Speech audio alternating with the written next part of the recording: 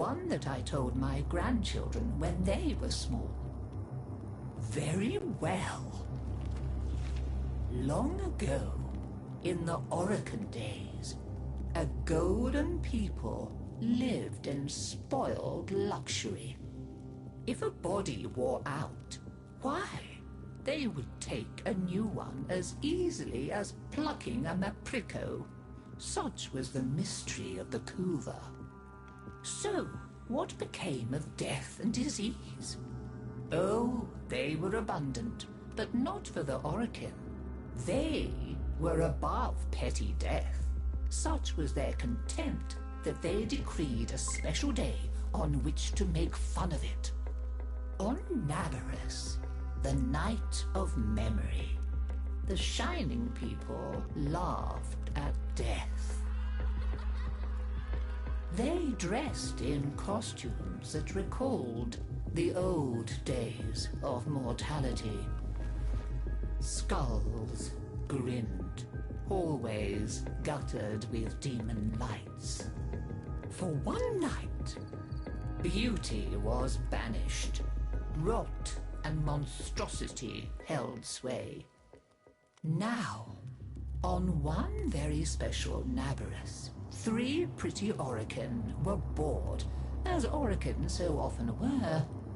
Nabarus no longer holds its magic for me, sighed one. Masks and costumes are for children, grumbled another.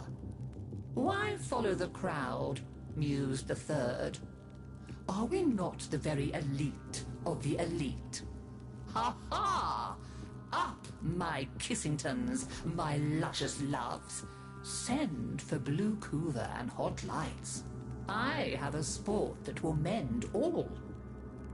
And in the corridor, behind a curtain, a solitary silent girl heard them and said nothing. Then the 3 were very wicked. For what do you think they did? Down into the streets they went, and they caught 3 poor Ostrans and bore them back to their gilded halls. One they peeled like a fruit and decked out with glassy splinters, and his naked jaws went chitter-chatter-snap. And it echoed all around. Scarlet footprints he left. Another's limbs they twisted and wrenched his neck, and made a bundle of him until he scuttled upsy-downsy like a horrid crab, with his sockets all empty and his stretched-out nose snuffling. The third they pulled thin in hand and foot. She walked spindly-wise on long tiptoes like a spider, and her entrails hung delicately down. She whispered, split-tongued and hissing as she went. Fine costumes we've made, chortled the 3 Orokin. Let us now try them on and visit our friends. What shrieking there will be! Oh, our names will live forever in the court for such a prank as this. Now, the silent girl brought them their blue Kuva, so they could take on these twisted bodies for only a short time before returning to their own. They drank and slept and woke in their 3 horrid forms. Off they went down the stairs, out the door, into the city, into the night of banners and masks and wild hilarity. Chitter-chatter-snap, scuttle-buttle, whispery-hispery.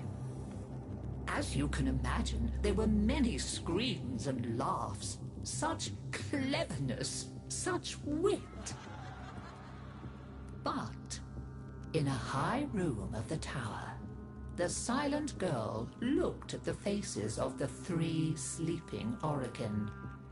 She went and opened a little ivory door that she was not supposed to know about, and drew forth a flask that she would have been glassed for even looking at. A flask of crimson kuva, the scarlet seal upon continuity, permanent. And she tipped it down 3 cruel throats.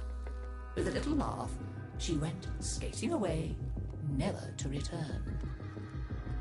There were many screams that nabberous night, but when the sun came up, none screamed so loud as the 3 who found that they were trapped in the hideous bodies they themselves had fashioned forever and ever.